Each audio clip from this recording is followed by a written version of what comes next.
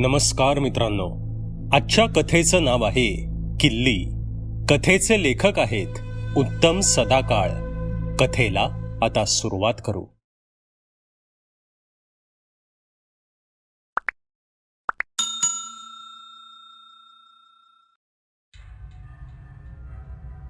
हल्ली पावसाचं काही सांगता येत नाही. तो कधीही येतो आणि कधीही जातो. वेळ काळ त्याच्या लेखी आता गौण झालंय. आजही तसंच झालं होतं. चांगला कडाक्याच्या थंडीचा महिना असूनही पावसाळी वातावरण तयार झालं होतं.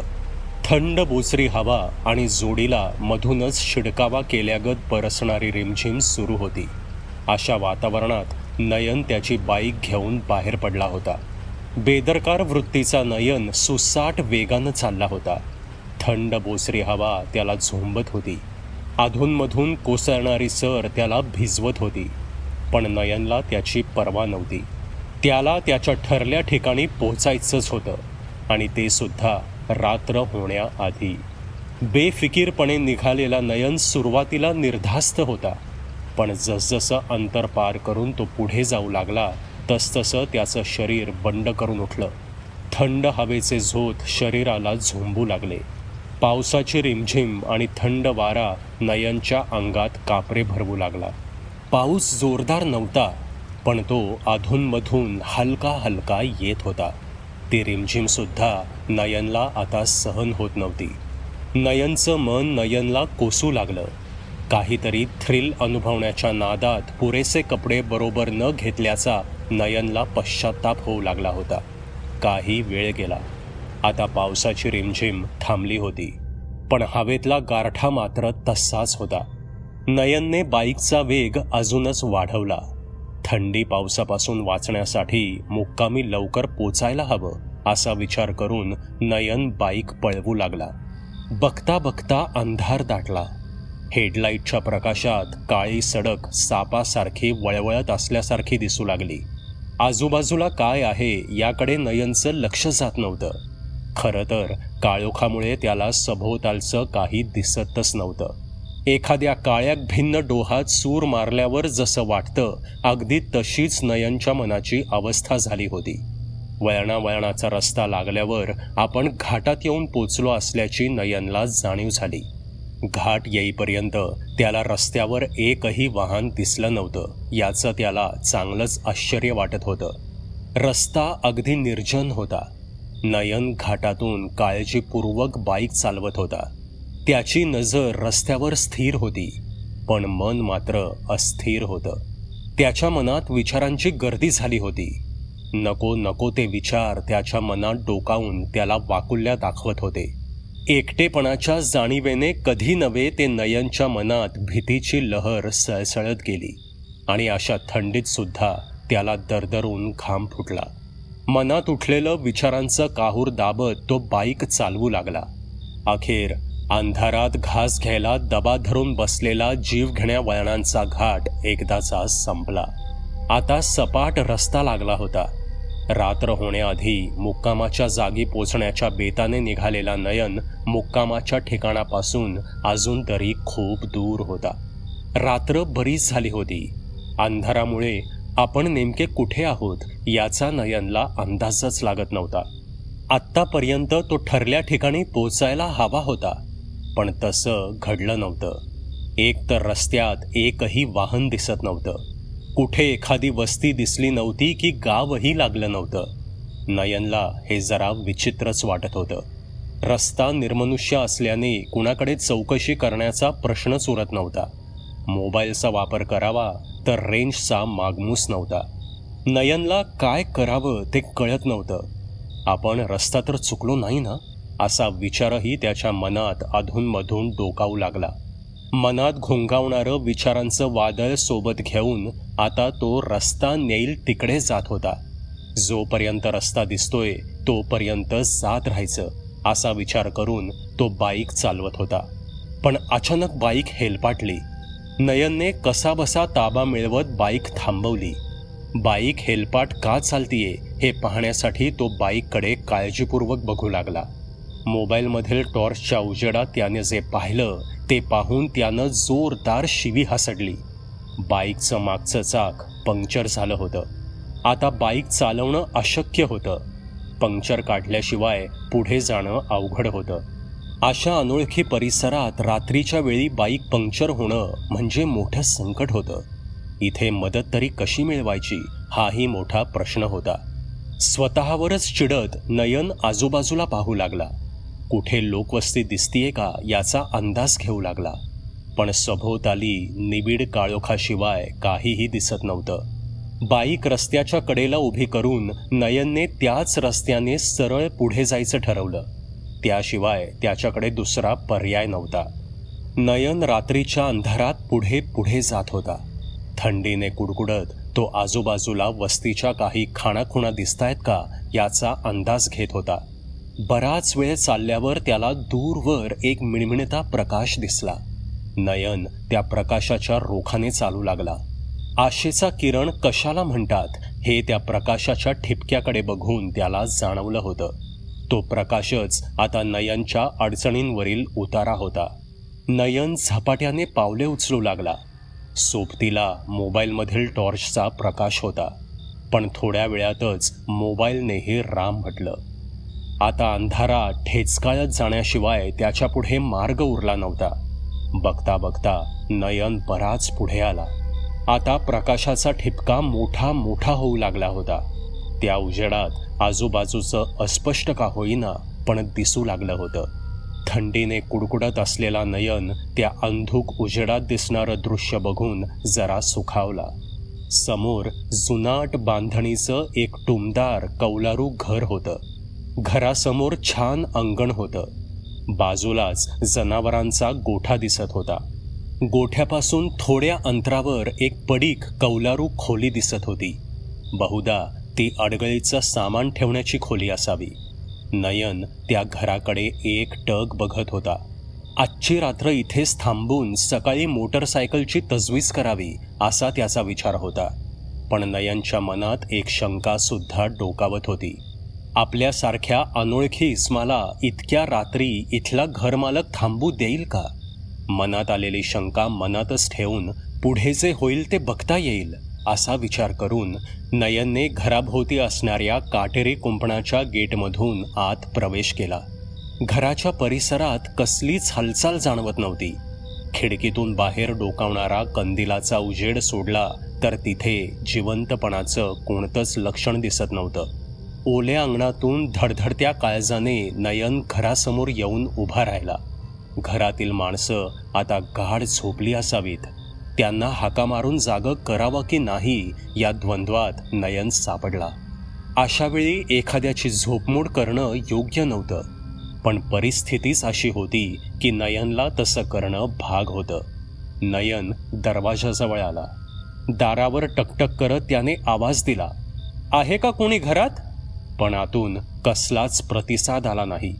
नयनने पुन्हा एकदा दरवाजा ठोठावला. पहिल्यापेक्षा मोठ्याने आवाज दिला. तरीही आतून कसलीच हालचाल जाणवली नाही. नयनने जरा वेळ वाट पाहिली, पण आतून कसलाच प्रतिसाद येत नव्हता. एवढ्यात नयनची नजर दरवाजावर पडली आणि त्याने कपाळावरच हात मारून घेतला. दरवाजाला भलं मोठं कुलूप लटकवलं होतं. नयन स्वतःच्या मूर्खपणाला हसला. दरवाजाला कुलूप होतं म्हणजे घरात कोणीही नव्हतं आणि तरीही आपण दरवाजा ठोठावत होतो, हाका मारत होतो. नयन दरवाजापासून बाजूला सरकला. आता खिडकीतून बाहेर पडणाऱ्या कंदिलाच्या प्रकाशाने त्याची उत्सुकता चाळवली. दरवाजाला कुलूप असताना सुद्धा आत कंदील का लावला असेल असा विचार करत तो खिडकीजवळ आला. तेवढ्यात कर्र कर्र आवाज करत खिडकी उघडली. नयन दचकला, पण स्वतःला सावरत त्याने खिडकीकडे पाहिलं. उघडलेल्या खिडकीतून एक सुंदर स्त्री डोकावत होती. कंदिलाच्या पिवळसर प्रकाशात तिची कांती सोन्यासारखी भासत होती. अतिशय रेखीव चेहऱ्याची ती स्त्री सौंदर्याचा अप्रतिम नमुना होता. नयन भारावल्यागत तिच्याकडे पाहत होता आणि ती मात्र प्रश्नार्थक चेहऱ्याने नयनकडे बघत होती. भारावलेल्या नयनची तंद्री भंग करत ती तरुण सुंदर स्त्री नयनला म्हणाली, कोण तुम्ही आणि कोण पाहिजे तुम्हाला? तिच्या मंजूळ आवाजाने नयनची तंद्री मोडली. तो तिच्याकडे एकटक बघत उत्तरला, मी नयन. इथे अनोळखी आहे. माझी बाईक पंक्चर झालीये म्हणून रात्रभर थांबता येईल असा निवारा शोधत होतो. तेवढ्यात तुमचं घर दिसलं म्हणून इकडे आलो आणि दरवाजा ठोठावला. कृपा करून आजची रात्र मला इथे थांबू द्याल का? अशा थंडी पावसात थांबण्यासाठी इथे आजूबाजूला वस्ती दिसत नाही की दुसरं घर दिसत नाही. तुम्ही जर मला इथे रात्रभर थांबू दिलं तर फार उपकार होतील. हवं तर मी तुमच्या घरातील पुरुष माणसांबरोबर बोलतो. नयनने एका दमात त्याची समस्या त्या तरुणीला सांगितली. खिडकीच्या पलीकडून त्या तरुणीने नयनचे बोलणे ऐकून घेतले. अचानक तिच्या चेहऱ्यावरचे हावभाव बदलले. एवढा वेळ सुंदर भासणारा तिचा चेहरा भीतीने अकसून गेला. नाही नाही, तुम्ही इथे थांबू नका, ती घाबरलेल्या सुरात उद्गारली. तिच्या त्या बदललेल्या आविर्भावाने नयन चक्रावला. का हो? अहो, मी इथेच कुठेतरी कोपऱ्यात पडून राहीन. तुम्हाला माझा कसलाही त्रास होणार नाही. फक्त मला तुमच्या या जागेत रात्रभर थांबू द्या, नयन म्हणाला. नाही नाही, ते शक्य नाही. तुम्ही लवकर इथून निघून जा बरं, ती स्त्री म्हणाली. अहो पण का? नयनने विचारलं. आता कसं सांगू तुम्हाला? माझा ऐका. वेळ न दवडता तुम्ही इथून दूर निघून जा, ती पुन्हा ठामपणे बोलली. तिच्या त्या बोलण्याने नयन निराश झाला. इथे त्याला आसरा मिळणार नाही हे त्याच्या लक्षात आलं. मग पडलेल्या चेहऱ्याने त्याने एकदा त्या तरुणीकडे पाहिलं आणि तो जाण्यासाठी वळाला. पण तेवढ्यात तिने त्याला आवाज दिला. अहो श्श. तसे नयनने मागे वळून पाहिलं आणि आशाळभूतपणे विचारलं, काय? अहो, वाईट वाटून घेऊ नका, पण माझा नाईलाज आहे. तुम्हाला इथे थांबवून घेता येणार नाही मला, आणि त्याला कारणही तसंच आहे. खरं तर तुमच्यासारख्या अनोळखी माणसाला ते सांगू नये, पण तुम्ही चांगल्या मनाचे वाटता म्हणून सांगायचं धाडस करते, असं म्हणत ती पुढे बोलू लागली. माझे पती फार संशयी स्वभावाचे आहेत हो. त्यांनी जर तुम्हाला इथे पाहिलं तर फार गजब होईल.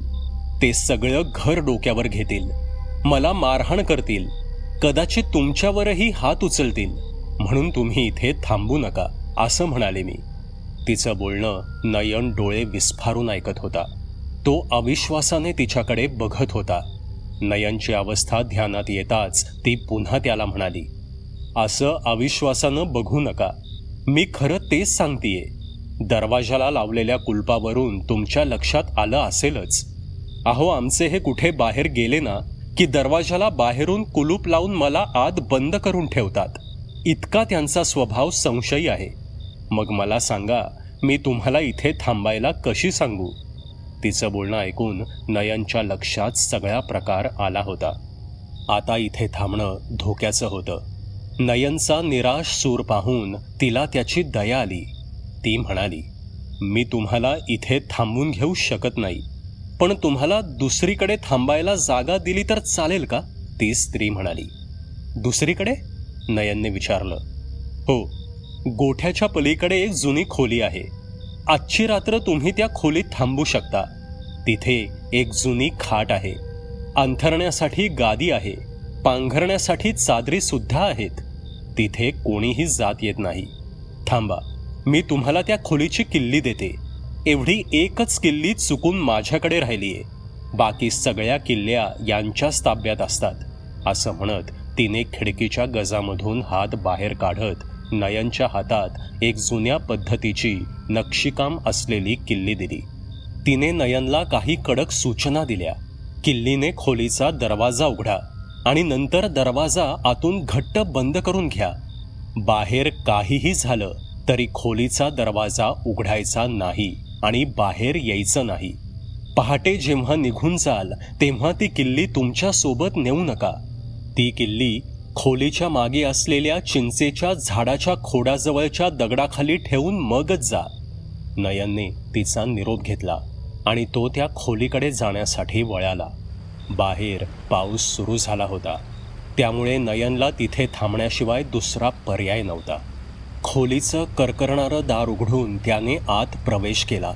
दरवाजा आतून घट्ट बंद केला आणि खोलीत दाटलेल्या अंधारात तो डोळे फाडून सभोवती बघण्याचा प्रयत्न करू लागला. हळूहळू त्याचे डोळे अंधाराला सरावले. खिडकीजवळच एक जुनी झालेली गादीसुद्धा होती. बाजूलाच 2-3 चादरीसुद्धा व्यवस्थित घडी घालून ठेवलेल्या होत्या. नयनने हळुवारपणे गादी आणि चादरी झटकून घेतल्या. मग बिछाना अंथरून तो खाटेवर पडला. एवढा वेळ मानसिक आणि शारीरिक ताणाने थकलेला नयन खाटेवर पडताच चटकन झोपेच्या स्वाधीन झाला. रात्री केव्हा तरी त्याला अचानक जाग आली. बाहेर चाललेल्या आवाजाने त्याची झोप मोडली होती. डोळे चोळतच त्याने परिस्थितीचा अंदाज घेतला. खिडकीच्या फटीतून बाहेर बघत तो कशाचा आवाज येतोय याची चाचपणी करू लागला. बाहेर ती सुंदर स्त्री आणि तिचा नवरा यांचं जोरदार भांडण सुरू होतं.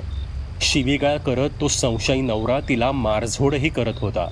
ती बिचारी मात्र त्याच्या हातापाया पडत त्याला काहीतरी सांगण्याचा प्रयत्न करत होती. मधूनच ती केविलवाण्या सुरात रडत सुद्धा होती.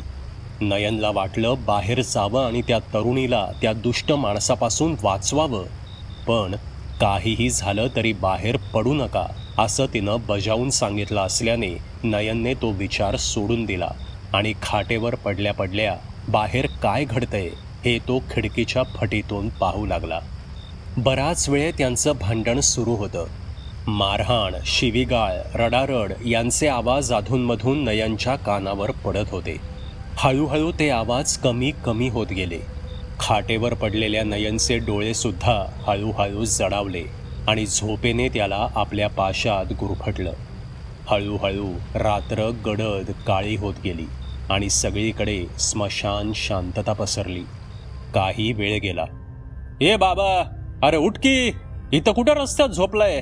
तुला काय अक्कल बिक्कल हाय की नाही? इथनं गाड्या घोड्या येतात, जनावरं येतात, त्यांनी तुडवलं तर तुझं शेण होईल की र? अरे उठ, असं म्हणत कोणीतरी गदा गदा हलवत नयनला झोपेतून जागं केलं. नयन डोळे चोळतच हडबडून उठला. किलकिलत्या नजरेने त्याने सभोवती पाहिलं आणि तो अजूनच गोंधळला. नयनच्या आजूबाजूला 2 जण उभे होते. ते त्याला उठवत होते. बहुधा ते शेतकरी असावेत, कारण त्यांच्याबरोबर बैलसुद्धा होते. सकाळच्या कोवळ्या उन्हात आजूबाजूचा परिसर सोन्यासारखा उजळून निघाला होता आणि अशा सुंदर सकाळी नयन आळसावलेल्या चेहऱ्याने आणि गोंधळलेल्या नजरेने आजूबाजूला नेमकं काय चाललंय याचा अंदाज घेत होता. ओ पाहुणं, रातची उतरली का नाही अजून? एका तरुण शेतकऱ्याने खोचकपणे विचारलं. नाही हो, मी दारू नाही पीत, नयन कसाबसा बोलला. दारू नाही पीत? अरे पण तुझी अवस्था तर दारुड्याच्या वर्तन झाली या. स्वतःचा अवतार बघ, इथं रस्त्यावरच्या मातीत लोळून पार मळून गेलाय तू. नयनने स्वतःची अवस्था पाहिली आणि त्याची त्यालाच लाज वाटली. त्याचे सगळे कपडे धुळीने माखले होते, केस पिंजारलेले होते आणि चेहराही पारोसा झाला होता. स्वतःची अशी अवस्था पाहत असतानाच नयनला राहून राहून एका गोष्टीचं नवल वाटत होतं. रात्री आपण त्या खोलीतल्या खाटेवर झोपलो होतो, मग इथे रस्त्यात कसे आलो? त्या स्त्रीनं पहाटे खोलीतून निघून जायला बजावलं होतं, पण नंतर काय घडलं याचा आपल्याला काहीच कसा पत्ता लागला नाही. पहाटे जाग येण्याऐवजी आपल्याला सकाळ झाल्यावर इथे भर रस्त्यात कशी जाग आली, आणि ती सुद्धा या शेतकऱ्यांनी उठवलं म्हणून? असं कसं घडलं? हा प्रकार तरी काय आहे? आणि रात्रीचं ते घर कुठं गेलं? ते दिसत कसं नाही? नयनच्या मनात विचारांची एवढी गर्दी झाली होती की त्याला खरं काय नि खोटं काय हेच कळत नव्हतं. चक्रावलेल्या नयनने मग त्या शेतकऱ्याला विचारलं, का हो दादा, मी इथे कसा आलो? हांगाशी, आता तू इथं कसा आलास हे आम्हालाच विचार. अरे बाबा, तू इथं कसा आला हे तुलाच माहिती पाहिजे ना. तो तरुण शेतकरी नयनला खवचटपणे म्हणाला. अहो दादा, रात्री माझी बाईक खराब झाली होती म्हणून मी इथे एक घर होतं तिथे मुक्कामाला थांबलो होतो. हे चिंचेचं झाड दिसतंय ना, त्याच्या जवळ असणाऱ्या खोलीत झोपलो होतो. पण आता इथे कसं आलो मलाच कळत नाहीये. रात्रभर त्या नवरा बायकोचं भांडण सुरू होतं. त्यांचं भांडण ऐकता ऐकता मला झोप कधी लागली ते समजलंच नाही. तुम्ही उठवल्यावर मी जागा झालोय. पण मला हे कळत नाहीये की रात्री इथे असणारं घर गेलं कुठं? ते नवरा बायको कुठे आहेत? मी रात्री ज्या ज्या गोष्टी इथे पाहिल्या त्यापैकी इथे फक्त हे चिंचेचं झाडच दिसतंय. बाकी सगळं गायब झालंय. हा सगळा काय प्रकार आहे? मला कळेनसं झालंय. नयन डोके गच्च आवळत म्हणाला. तसे तो तरुण शेतकरी हसत त्याला म्हणाला, पाहुणं, तुमची रातची दारू खरंच उतरली नाही बर का. तुम्ही दारूच्या नशेत अजून बी काय बी बरळताय. तुम्ही म्हणताय तसं इथं एक बी घर माझ्या पाण्यात नाही. हे चिंचेचं झाड आणि हा मोकळा माळ माझ्या लहानपणापासून पाहतोय मी. तो हाय तसाच हाय. त्यात काय बी बदल झालेला नाही. मग तुम्ही म्हणताय ते घर इथं येणार कुठून? तो तरुण शेतकरी नयनशी बोलत असतानाच त्याच्याबरोबरचा एक म्हातारा शेतकरी त्यांच्या संभाषणात भाग घेत म्हणाला, हे बघ बाळा, तू सांगतोयस तसलं एक घर होतं इथे, पण ते 40-50 वर्षांपूर्वी. त्या काळी इथल्या त्या घरात एक जोडपं राहायचं. त्यातला नवरा फार संशयी होता. तो बायकोवर उगाचच संशय घ्यायचा. त्याची बायको चांगल्या घराण्यातली होती, संस्कारी होती. ती नवऱ्याच्या संशयी स्वभावाला कंटाळली होती. अखेर एक दिवस दोघांचं कडाक्याचं भांडण झालं आणि त्या संशयी नवऱ्याने त्याच्या बायकोला पेटवून दिलं. बिचारीचा काहीही दोष नसताना तिच्या नशिबी अशी जिवंतपणी जळण्याची वेळ आली. पेटलेल्या अवस्थेत तिनेही मग नवऱ्याला घट्ट मिठी मारली आणि दोघेही जळून खाक झाले. सोबत त्यांच्या घराचीही राख झाली. आता ही घटना घडून बरीच वर्ष उलटून गेली आहेत. त्यामुळे तू म्हणतोस ते घर इथे दिसणं शक्य नाही. तुला कदाचित भास झाला असेल. तेव्हा आता इथून उठ आणि आपल्या मार्गाने जा बाळा.